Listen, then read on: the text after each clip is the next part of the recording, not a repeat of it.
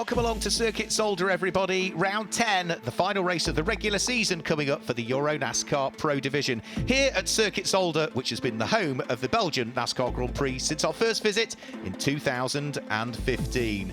Plenty of fans supporting us over the course of this weekend. The weather has been beautiful as well. We already had one race that took part yesterday here at Circuit Zolder, so let's look back at what happened. Championship returnee Stinis Longji would have his former teammate and reigning champion Alan Day alongside him, and when the lights went out, the pair were side by side through the first few corners. Alan Day was looking though to try and pick up the lead of the race and managed to draw himself alongside on the approach in towards the cleaner chicane. There'd be contact between himself and Stinis Longji, just a light touch, but it was enough to tip the champion into a spin. He'd have to wait for the whole field to pass before he could rejoin, and would have a visit to the pits with a puncture as well. He would get back out into the race and would look to try and set a quick lap time in the first race of the weekend to get a good grid position for race number 2. With all of that, Luca Lasser, also carrying a small amount of damage, had slotted himself through into second place, whilst Vittorio Garelli was having a great fight in the number 50 Hendricks Ford, fighting away with the Cal racing machine of Mark Werrell, who had moved teams for his home NASCAR Grand Prix and was racing for Cal this weekend. The pair would be side to side for several laps.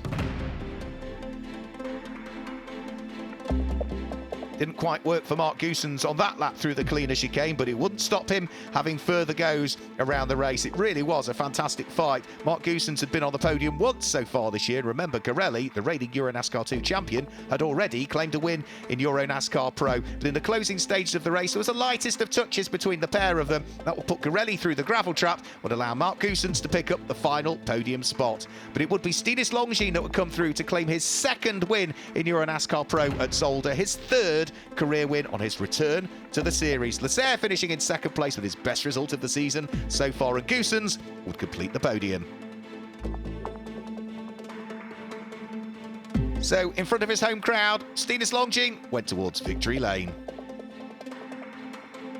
The weekend format the same as ever. EuroNASCAR Pro will have 2 races. The championship leader, Loris Hazeman's not present though. He's racing Xfinity cars in America, Charlotte on the Roval, and has just announced he'll be doing a partial Cup campaign in 2022 in the new Gen car.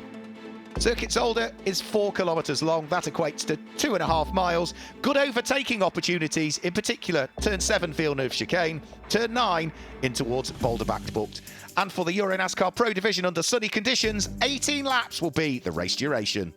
Well, Alan Day had problems in yesterday's race, but did set the fastest lap of the race, which means the reigning champion will start from pole. Let's hear from him. Yeah, yesterday was pretty tough. Qualifying and race, I don't want to think about it too much. I'm put a focus on today's race. I know that the guys in Cal Racing team did hard work to bring the car and put it on pole, and I will do my best to bring it back to a victory lane. Well, if he can bring it back towards victory lane, that would mean win number 27 for him. And unbelievably, he's already had 6 victories here at Zolder alone out of the 26 that he's scored so far in his career. Can he do it in front of this capacity crowd here at Circuit Zolder? Let's guide you through the grid.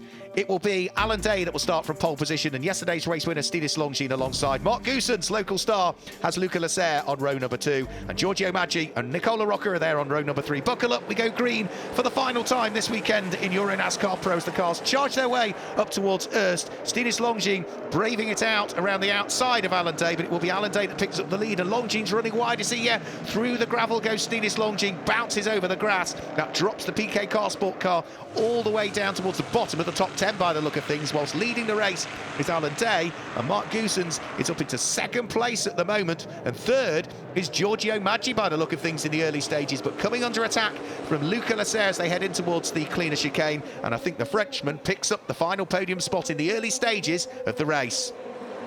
Over the top of the hill in towards a break here for the Villeneuve chicane. Giorgio Maggi sticks his elbows out, retakes third place, but then makes a bit of a hash of it on the way out of the corner. That will put him back under pressure from Luca Lasser. Lock brakes from Mark Werrell in second place. Everybody safely through the first few corners. The pure racing continuing from the very front to the very tail end of the field.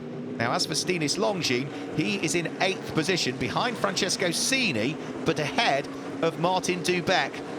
So Stinis Longji looking to try and thread his way further up through the order. He's tucked up behind the number 12 Solaris Motorsport Chevy, currently in the hands of the Italian. Onto the brakes, in towards Boulder Back Book. We've seen plenty of overtaking there over the course of the weekend. We've seen a few incidents there as well, as we dive on board with yesterday's race winner, returning to the championship, Stinus Longines.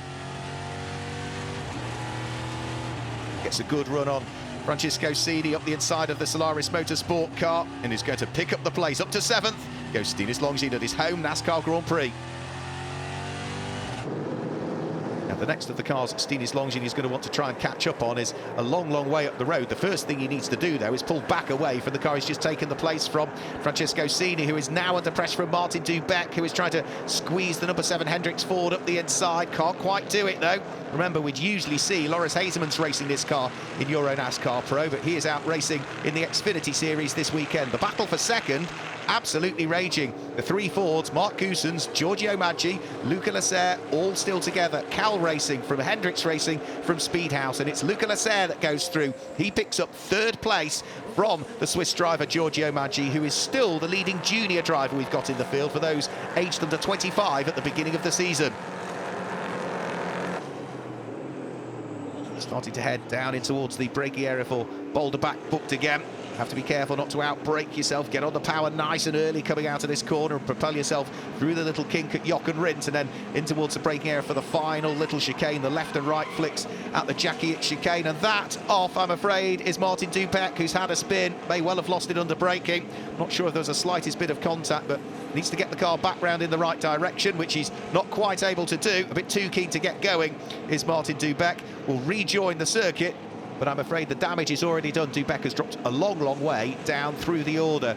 Great fight going on for 6th place now as well. The number 50 Ford has been caught by the charging Stinus Longines. So at the wheel of the Projob-backed PK Carsport prepared Chevy, can local driver Stinus Longines make it through? He's too far away as they come in towards the cleaner chicane, so it looks as though the reigning EuroNASCAR 2 champion Vittorio Garelli still hangs on to the place as they go over the crest at Sacrament-Selling and in towards the braking area for the Villeneuve chicane. Reigning EuroNASCAR 2 champion up against former EuroNASCAR 2 champion, both now racing in the top flight, as so many drivers have done over the years, claim the championship, move up to the top flight. Now, this is the 89 car. This is going to be Davide Delara. He's leading the Challenger Trophy at this stage. That is for amateur drivers that enter EuroNASCAR Pro. And Davide Delara is at the wheel of one of the not only motorsport prepared cars, who have had a great weekend. Remember, Nave Talor gave them their first team win yesterday in the EuroNASCAR 2 race. Now, Giorgio Maggi under pressure now from the slightly battered DF1 Racing Chevy in the hands of the Italian driver Nicola Rocca. This is going to be the fight for 4th and for 5th position. Nicola Rocca trying to unlock the door and squeeze his way through it ahead of the Swiss driver, but nothing doing.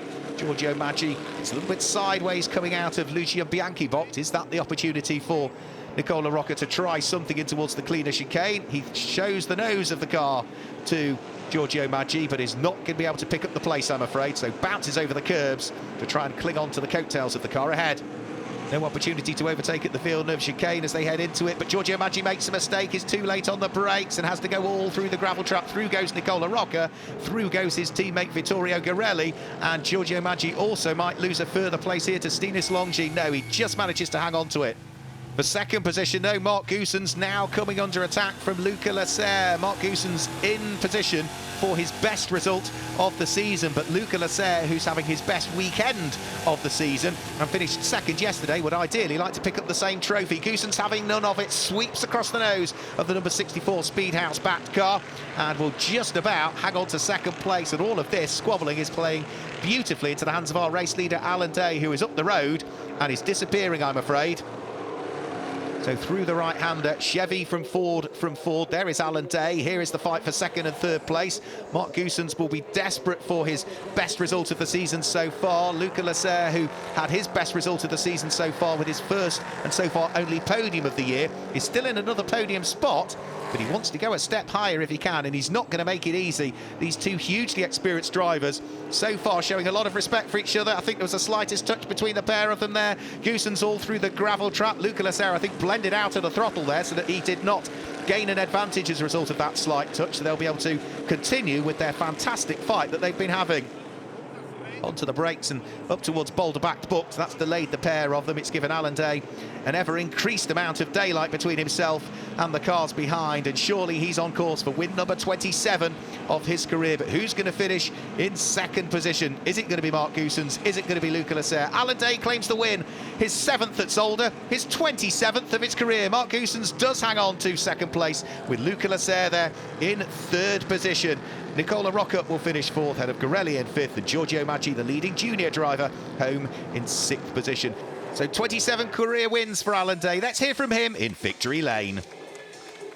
Team did an amazing job, car racing team. The Monster Energy car was just extremely fast.